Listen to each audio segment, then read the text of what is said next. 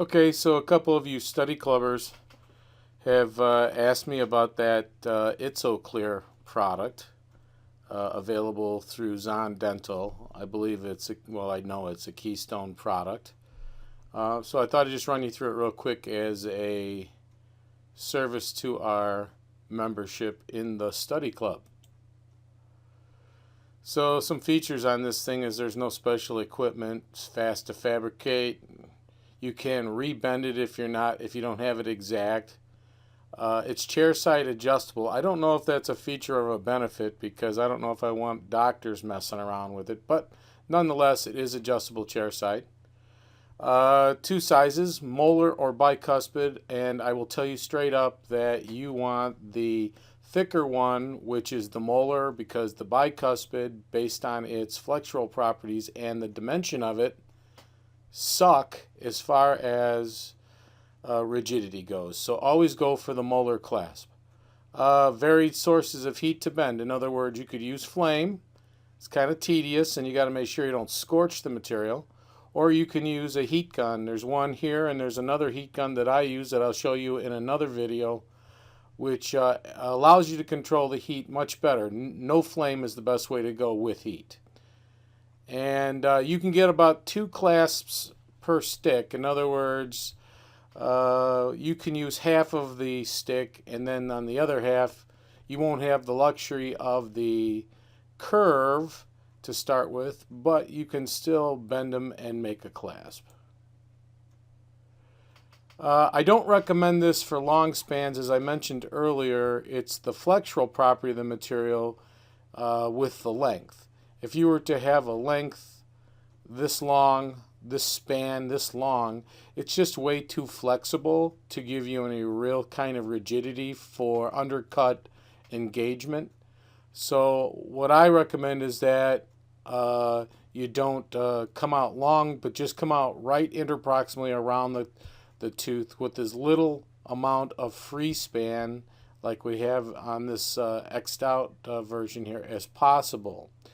Acres only style clasps, although I have used them for eye bars, you just need to flatten the end out a little bit so it engages. In other words, heat it up and push it up against the tooth. The problem with this material, of course, is that it does not stick to acrylic, so you will have to put some retention mechanisms on the tang.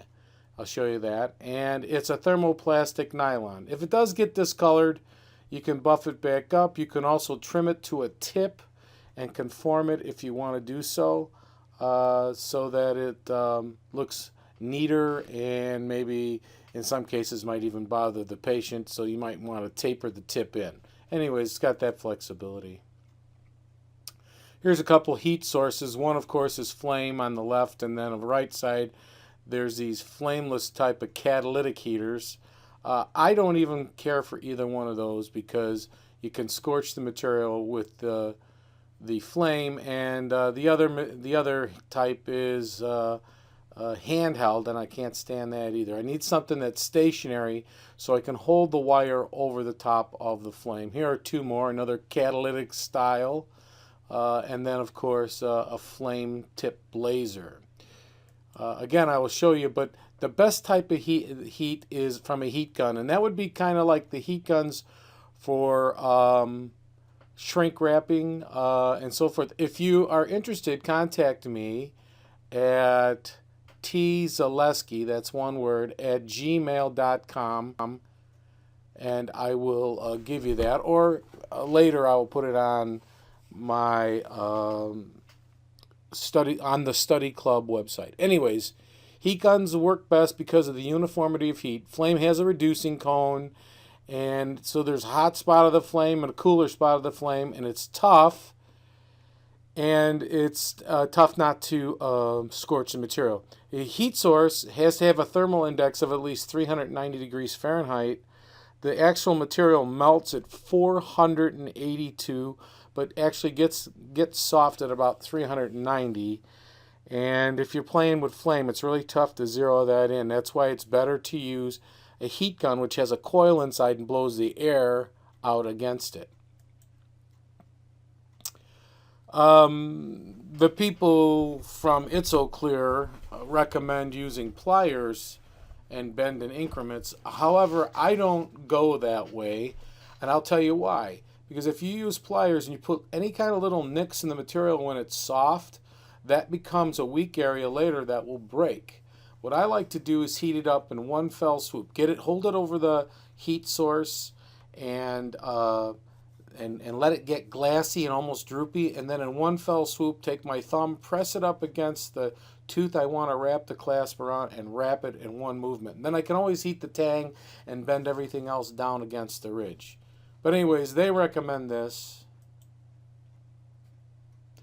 Here's the tip of that little heat gun that I use, and again, I hold it and I roll it in my fingers and I heat it up until if I'm using the curved end, this little curved end just kind of like starts to gets real glassy and it begins to droop. And then I hold the model in my left hand because I'm right-handed, and I take and I place that right up against the tooth, trap it with my thumb, and wrap it around. This is just another type of heat source here. It's a catalytic type of heat source where there's no flame, but again, I find that's more difficult to use than the tip like of this heat gun, which is from heatshrinkwrap.com. Anyways, I'll get back to that. Glassy smooth. Now, the pre-bent ones, as you can see, there's a bend in it, and I put a little merging point here. It's best if you can lay that curved area when it's heated up there so that you can wrap from this point on. Very difficult otherwise to do it. So if you're using a straight tip, the other end, in other words, you want to come back later and you want to pre-bend it and then come back later and then bend it again. See, here's the straight one. It's a little bit different. You have to pre-bend it first with a little heat so that you can then when you heat it a secondary time, you can wrap it with more control. See how that one's already pre-bent, and so you just lay it up against the area you need to. Don't worry about being too long. You can always snip it, and then you can rubber wheel it down a little bit and polish it. Okay, just so you got that. Okay, here it is. Glassy consistency, press and wrap. So at this point, this has become glassy. I place it with my right hand. That's my left thumb. I hold it against the tooth, and I pull it across. I just kind of wrap it. I only try to wrap it just in one motion to this point where I have the right angle, and then I can heat it up, hold it up against the tooth, and then I can heat the tang area secondarily, and I can bend that down, snip it, and bend it down up against the ridge. One of the cool things about wrapping it like I do here is that if it's soft enough, and I have an old calloused thumb, I can press it up against that tooth, and it gets flat against the tooth. So it's rounded but flat, and it really adapts well into the undercuts. What I like to do is I like to, at the point where I get the tang over the top, before I bend it down against the ridge, I like to put a black line on top of it with a marker.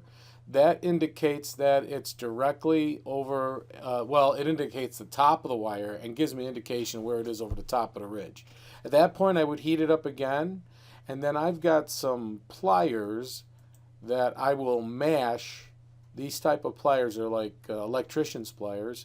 I'll mash the tang to give it that bumpy, ridgy, kind of undercutty kind of thing, so that I can hold it in the acrylic. You also notice there's a little bit of space between the tang and the ridge because I need to get acrylic around it 360 degrees. You could also take and put a hole in there if you wanted with a really, really small ball carbide, but when you start doing that, then remember you start to weaken a little bit. But one or two little holes wouldn't matter. And when you flatten it out, you'll have enough room to put those holes in the tang.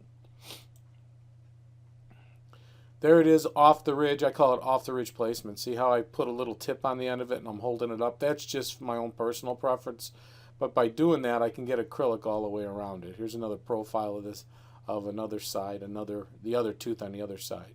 But it's off the ridge. And then I just wax in my teeth and flange and do all that stuff. I can always modify that tip later, but it's best to get it wrapped in and almost interproximal and pressed in there, and then I can come back and I can cut that back and I can round it off. This one here didn't reach like that on this side. Here's just something I do if I'm making a partial. I'll take a little bit of putty. I've already got a bead line in there. I take putty, press it into the palatal area to pick up the palatal contour because I want to mimic that palatal contour, which is rugae. Then I'll take that off and I'll place it on my vacuum former and use a 100 base plate material. It's pink. And I will vacuum form that pink material over the top of it. You'll notice I have a spray tip here. That spray tip is basically that compressed air, because what I like to do, and this is a good for any kind of vacuum forming products, while it's vacuum formed, while it's forming and the motor is still on and it's been pulled down over your whatever you're forming on top of, it's always good to put some cool air on it right away, because if you don't, what will happen is if the material is still soft, it'll rebound once you take the motor off. And it's better to freeze it while the motor is dragging and pulling on it, so that way once you freeze it, it stays in place, and when you take the motor off, it won't rebound. Just a little tip. Then there's my form. I outline what I want to keep, and then I use a stiff Robinson brush to cut it out. It really cuts nice, a little dirty, but if you get the right speed, it'll cut right through it rather quickly, and then you can use conventional carbides to shape it. It has a uniform thickness, and I place that in the palatal region right over the top of the existing anatomy and then wax in the rest. It's just me. It's just something I do. And again, you know, if I'm going to make a provisional, and most of the time provisionals aren't really provisional, they're long-term type of stopgaps until the patient gets a bit more monetary resources generally. Anyways, I'll put that in place, then I'll pack and process the case. In this case, I bank. You have to bank the clasps. In other words, you have to bury the clasps because there's going to be heat involved, and you don't want them to warp. You want them to stay in place. So you have to bank. Your plaster up against it. In cases nowadays, I'm microwave curing this, by the way, just in case you're curious. And the microwave has no effect on the product whatsoever, and I can generally produce from pack to cure in about 48 minutes, and it has all of the benefits of heat cure. I'm using the GC NatureCryl MC for that. Anyways, this was done conventionally, banked. In any case, whenever you use those clasps, or actually any clasps, I always bank them.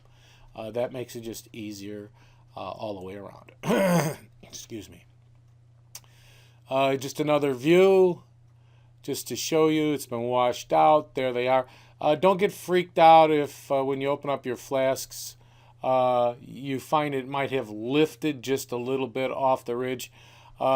Could have been from too much hot water when I was boiling it out and washing it, but it's intimate against the tooth because it's been banked. If you feel it's up a little high, you can always take your heat gun and just kind of warm it and just press it down and hold it until it stays into place. Then you just pack your case and process it, and this is one view. You can't really see the clasps over on one side, and this left side you can see it. I do a lot of other cool stuff, like I use Optiglaze color now, but I was using Gradia gum back then or I should say Gradia, to highlight the pits and fissures. So, you know, here I am, I got an appliance. It's basically a provisional, but it's got all kinds of cool bells and whistles, and that's how we instill value in our work, and I hope that you're looking at all the possible ways you can do that as well. Here's another view of that appliance. You can see finished. Again, pits and fissures highlighted, anatomy. Here's two I've done here recently. Here's one.